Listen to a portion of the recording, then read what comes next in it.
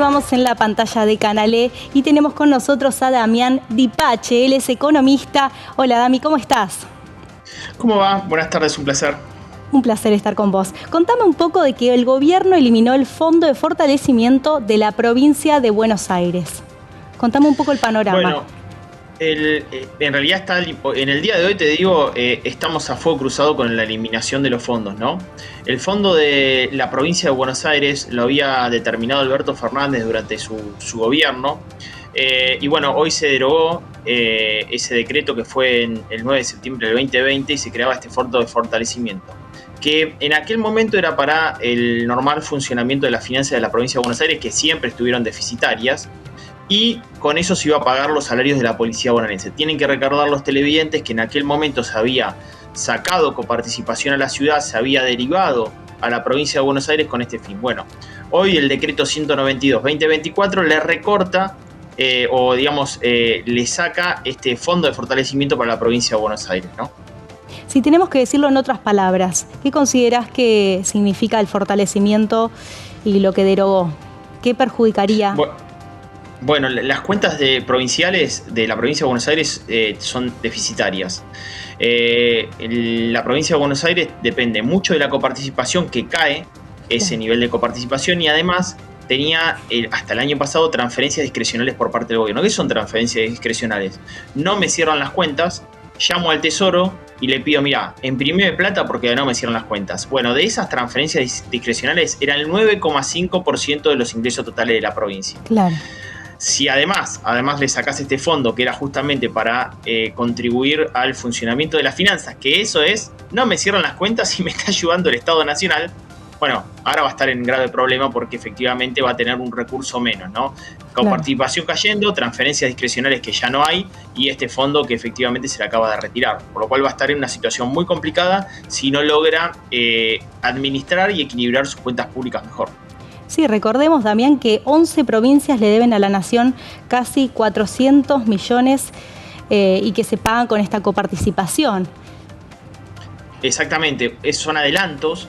Y el gobierno informó de ese fondo cuáles son las que más deuda tiene. La que más deuda tiene es la que hoy está en litigio o la que está, digamos, en fuego cruzado con el gobierno el fin de semana. Chubut debe 119.000 millones de pesos. Después viene Tucumán, Chaco, Salta, Santa Cruz, Entre Ríos, Formosa, Catamarca, Tierra del Fuego, Misiones, Jujuy, la que debe menos, 5.594 millones de pesos. Claro, es un monto bastante que hay que ver si lo van a pagar. Bueno, efectivamente, por eso, digamos, ¿cuál es la tensión? Decir, bueno, estas 11 gobernaciones que tienen estos pasivos con el Estado, el gobierno, son pasivos que fueron negociados por las provincias en el gobierno anterior con este Fondo Fiduciario de Desarrollo Provincial. Bueno, ahora, por ejemplo, la provincia de Buenos Aires, al quitarle este fondo, efectivamente se complica. Es una situación muy, pero muy preocupante la situación de las provincias. Yo creo que, evidentemente, pensaron que el gobierno de Javier Milei no iba a ir a fondo con esto, que en la ley ómnibus lo iban a poder negociar, que de alguna manera iba a haber algún tipo de ayuda o transferencias a las diferentes gobernaciones, y esto no se dio. O sea, equilibrio fiscal y superávit fiscal para todos. Ese es el mensaje del gobierno. Y también que viene cayendo los ingresos en las provincias, que son las zonas más afectadas. Esto obviamente que les va a impactar fuertemente. Sí, la realidad que al contraerse la actividad económica, las provincias tienen recursos propios. Por ejemplo, el ingresos brutos es un recurso propio de la provincia. Cuando cae la actividad económica también cae ese nivel de recaudación. Y la coparticipación, que la mayor parte es IVA y ganancia, por ejemplo en el mes de febrero, tuvo caídas drásticas de entre el 30 y 40%, por lo cual también coparticipa menos, y el impuesto a las ganancias de la cuarta categoría del trabajador, que también coparticipaba en las provincias, al final no se pudo abordar, estaba dentro del paquete fiscal en la ley ómnibus, ¿no? ¿Crees que esto se va a poder sostener? Yo creo que va a ser muy difícil que una situación política de este tipo, con cómo está escalando, se pueda sostener en el tiempo. Básicamente porque, si bien los afectados son la población, también no darle previsibilidad a la situación política, a la situación económica futuro, termina dañando a todos los agentes económicos. Entonces me parece que esta guerra de fuego cruzado no se va a poder sostener, se van a tener que poner de acuerdo de alguna forma. esta parecería ser que no es la mejor forma. Chubut ahora remete nuevamente con cortar el suministro de petróleo y gas al gobierno nacional. Eso implica que muchos habitantes del país estén también en problemas, y la realidad que las víctimas son todos aquellos que van a laburar y trabajar o producir todos los días en nuestro país, ¿no?